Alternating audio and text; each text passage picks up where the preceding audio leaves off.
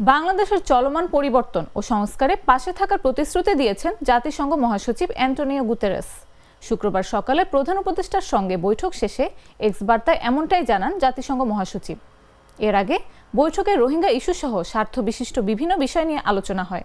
বৈঠক শেষে বাংলাদেশের পাশে থাকার কথা জানান গুতেরেস। পরে অধ্যাপক ইউনূসের সঙ্গে একই বিমানে রোহিঙ্গা ক্যাম্প পরিদর্শনে কক্সবাজার যান মহাসচিব। দীর্ঘ ৭ বছর পর দ্বিতীয়বারের মতো বাংলাদেশ সফরে আসেন জাতিসংঘ মহাসচিব অ্যান্টোনিও গুতেরেস। দ্বিতীয়বারের সফরে বেশ ব্যস্ত সময় পার করছেন তিনি। সফরের দ্বিতীয় দিন শুক্রবার প্রধান উপদেষ্টা ড মোহাম্মদ ইউনূস ও পররাষ্ট্র উপদেষ্টা তৌহিদ হোসেনের সঙ্গে সাক্ষাৎ করেন তিনি।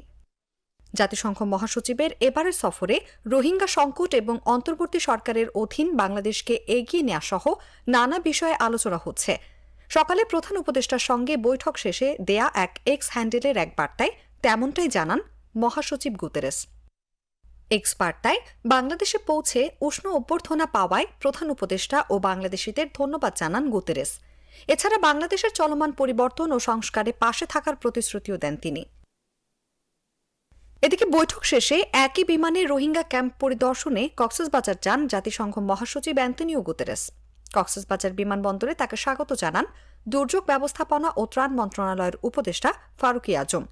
এ সময় কক্সবাজারের প্রধান উপদেষ্টা অধ্যাপক মোহাম্মদ ইউনূস নির্মাণাধীন কক্সবাজার আন্তর্জাতিক বিমানবন্দর ও খুরুশকুল জলবায়ু উদ্বাস্তু কেন্দ্র পরিদর্শন করেন তারা। পরিদর্শন শেষে প্রধান উপদেষ্টা উখিয়ায় জাতিসংঘ মহাসচিব অ্যান্টোনিও গুতেরেস এবং লাখো রোহিঙ্গা শরণার্থীর সঙ্গে ইফতারে যোগ দেবেন। অনুভা বিশ্বাস, জাগো নিউজ।